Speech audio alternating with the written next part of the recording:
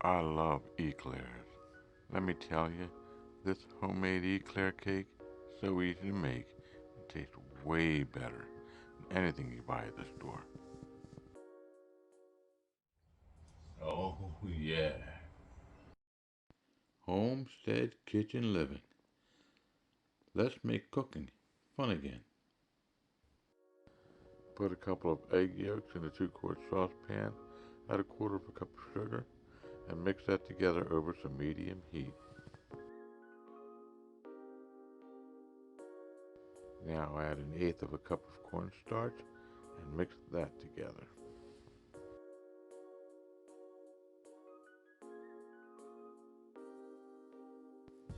Add 1 3/4 cups of milk, some vanilla extract, and continue stirring that over medium heat.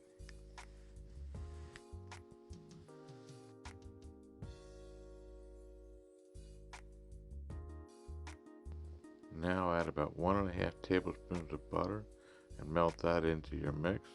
Continue stirring. The sauce will thicken up pretty quickly. Now it's time to make your eclair cake.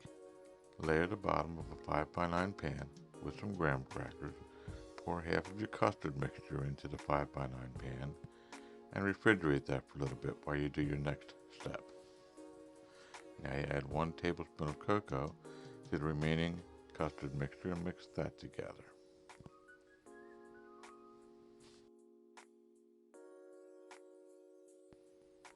Add another layer of graham crackers. Pour your chocolate custard over top and refrigerate that for a little bit more.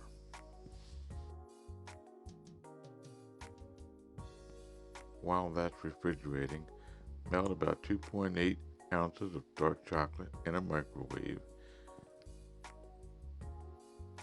Now add a quarter of a cup of heavy cream and mix that together. Spread that over the top of your eclair cake and then refrigerate for another hour or two.